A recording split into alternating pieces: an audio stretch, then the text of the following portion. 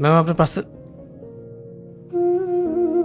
তুমি তুমি এগুলো পরে এখানে কি করতেছো? মানে তুমি এসব থার্ড ক্লাস জব করো? সব কিছুর জন্য তো বাসায় হাত পাততে পারি না, তাই চেষ্টা করছি নিজের খরচটা নিজে জোগাড় করতে। তোমাকে আমি কালকে দেখতেছি।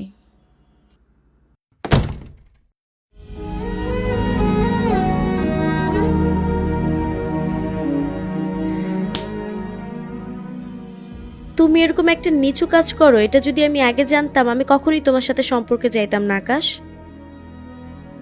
তুমি ভুল বুঝতেছো অনু, কোনো কাজে ছোট বড় হয় না।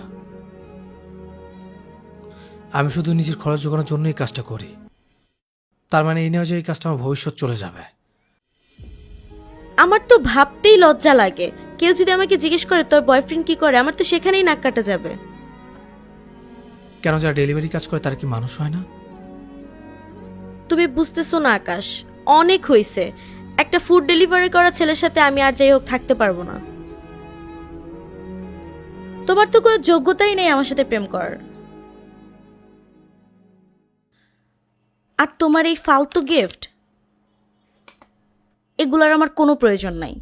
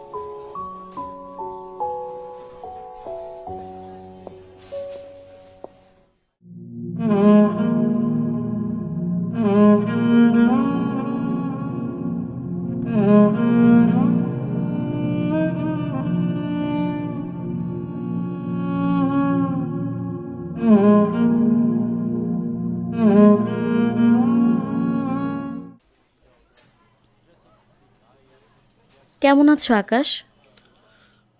আলহামদুলিল্লাহ ভালো। তুমি? এই তো চলছে। হঠাৎ এখানে? আগে তো কখনো তোমাকে দেখিনি। না, আমার অফিসের একটা মিটিং ছিল তো তাই আর কি। অফিস মানে? যে মেয়ে ঠিক মতো রোদে বেরোলে হাঁটতে পারতো না সে মেয়ে এখন অফিস করে। যার রুমে 2 টনের এসি ছিল সে রোদের মধ্যে ঘুরে ঘুরে কিভাবে অফিস করে? আসলে পরিস্থিতির শিকার হলে সবকিছুই করতে হয়। পরিস্থিতি, এই পরিস্থিতির জন্যই তো আজ আমরা আলাদা। দেখো এইভাবে বলো না প্লিজ। অনেক বোঝানোর চেষ্টা করেছিলাম সেদিন তোমাকে, কিন্তু তুমি বোঝোনি। তখন আমিও পরিস্থিতির শিকার ছিলাম। এই স্বার্থপর সমাজে চলতে চলতে একটা কথা জানতে পারলাম, আসলে আমরা যাদেরকে নিয়ে স্বপ্ন দেখি তাদেরও একটা স্বপ্ন থাকে, আর আমরা যাদেরকে আপন ভাবে তারা আমাদের নিয়ে ভাবার সময় পায় না। দেখো আকাশ, আমি তখন অনেক কিছুই বুঝতে পারিনি, তুমি আমাকে ক্ষমা করে দাও। আমার চোখের সামনে আমার সবকিছু নষ্ট হয়ে গেছে, তুমি আমাকে বোঝাতে এসো না। এখন খুব ভালো আছে। মানুষ পরিবর্তনশীল, একটা সময় কিছু না কিছু করেই। হয়তো তোমার কাছে কষ্ট না পেলে আমি কিছু করতে পারতাম না। এখন আমার সবকিছু আছে, নিজের ব্যবসা, নিজের রেস্টুরেন্ট, কিন্তু দেখো ভালো থাকার জন্য একটা মানুষ নেই। কেন এখনো বিয়ে করনি?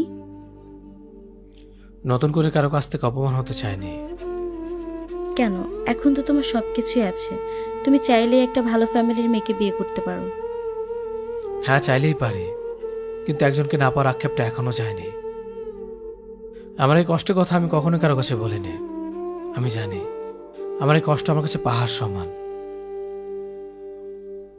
অন্য কারো কাছে কোনো মূল্য নেই। কিন্তু এই আক্ষেপ মিটানোর মতো নতুন কেউ নেই আমার জীবনে। মানুষের তো বেঁচে থাকতে কোনো একটা কারণ লাগে। তুমি তোমার হঠাৎ মনে পড়ে যাও বেঁচে থাকার কারণ।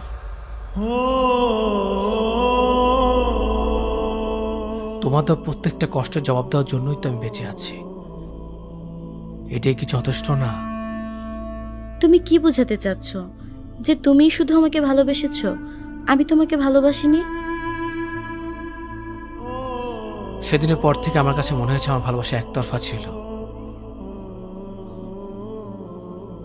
কিন্তু তোমাকে ভালোবাসার পর আমি এটা বুঝতে পারলাম, যার প্রতি আপনার ভালোবাসা চলে আসে তাকে কখনো ঘৃণা করা যায় না। ভালো থেকো। मन झूम झूम तन झूम झूम मन झूम